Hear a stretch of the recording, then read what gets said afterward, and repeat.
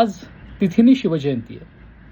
छत्रपती शिवाजी महाराज हे फक्त आपल्या महाराष्ट्राचा अभिमान नाहीये, तर राष्ट्राचा अभिमान आहे. शिवछत्रपतींबद्दल आपण लहानपणापासून खूप वाचलेलं आहे, खूप ऐकलेलं आहे. त्यामुळे अनेकदा प्रश्न पडायचा की शिवाजी महाराज एका बलाढ्य सरदाराचे सुपुत्र असताना देखील त्यांना असं संघर्ष का करावं वाटलं असेल.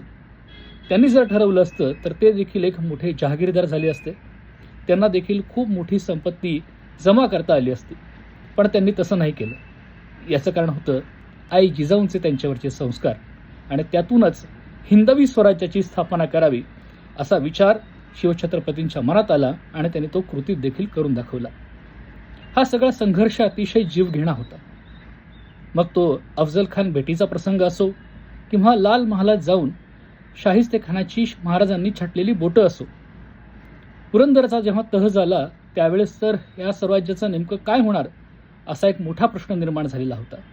पुढे औरंगजेबानं जेव्हा महाराजांना नजरकैदेत ठेवलं त्यावेळेस देखील महाराजांच्या भवितव्याविषयी अनेकांच्या मनात चिंता होती. पण या सगळ्यांवर महाराजांनी मात केली, त्यांच्या हुशारीने आणि त्यांच्या हिमतीने. कारण एकच होतं, हिंदवी स्वराज्याची स्थापना करावी असं त्यांच्या कायम मनात असायचं.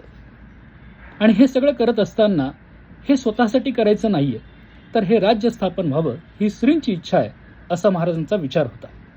म्हणूनच रामदास स्वामी यांनी त्यांचं वर्णन श्रीमंत योगी असं केलं. अतिशय कठीण काळामध्ये आपल्या मुलानं स्वराज्याची स्थापना करावी असा विचार जेव्हा राजमाता जिजाऊ यांनी केला त्यावेळेस अनेकांना वाटलं असेल की त्या एकट्या होत्या. पण इतिहासानं हे सिद्ध केलंय की त्या एकट्या नव्हत्या, त्या एकमेव होत्या. असंच आपल्याला महाराजांबद्दलही म्हणता येईल.